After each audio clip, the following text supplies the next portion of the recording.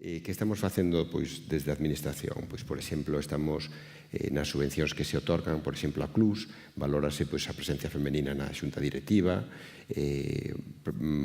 tamén en canto a subvencións a CLUS non poden ser beneficiarios das subvencións CLUS que teñan sancións por tanto condutas violentas como de tipo de violencia de xénero ou de tipo de calquer violencia ou xenofobia ou así, non poden ser beneficiarios.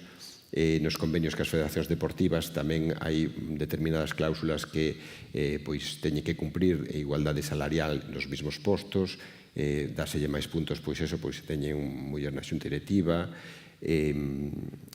os patrocinios, por exemplo, ou tanto para nos clubs como para patrocinios deportivos, se hai diferencias de premios entre homes e mulleres nunha mesma competición, non se patrocina eso desde a Administración. Son pasos que se van dando para favorecer esa igualdade. Inda queda, pero sí que penso que se vai avanzando.